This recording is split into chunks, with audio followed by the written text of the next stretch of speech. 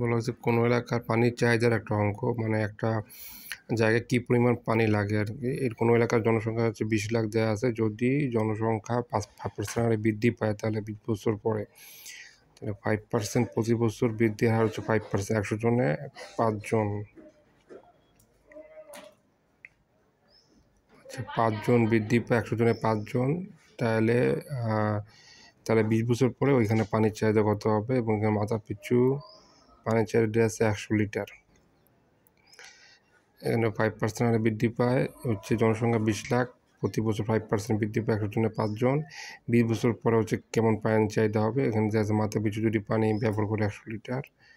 আচ্ছা, এখানে জনসংখ্যা PN দেওয়া আছে 20 lakh, PN normal population, P20 what চা দরকার, এবং 5% যে হচ্ছে বৃদ্ধি পায় আর কি, 5% 0.5, N হচ্ছে 20 ইয়ার।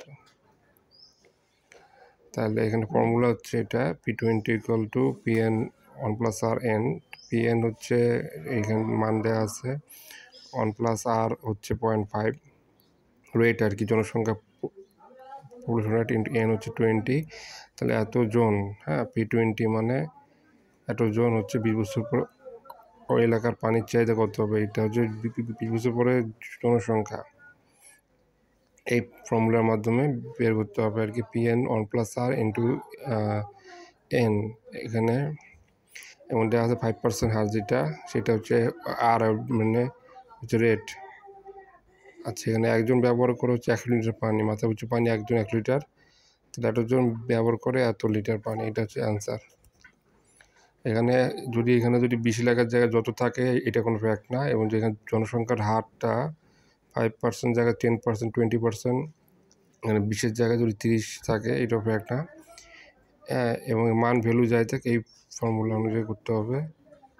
তবে এখানে মাথায় রাখতে হবে N এর যে মানটা এটা হচ্ছে 20 বছর আর কি হবে, N মানে 20 বছর, রেট যেটা এটা 5%, 100 হচ্ছে 5, আর হচ্ছে এখানে যেহেতু একজন ব্যবহার করে 100 লিটার আমাদের দেয়া আছে, এটা যদি দেয়া না থাকে ধরে নিতে হবে। আচ্ছা, আর PN এর হচ্ছে 20 লাখ, এর নাম পপুলেশন নাম্বার।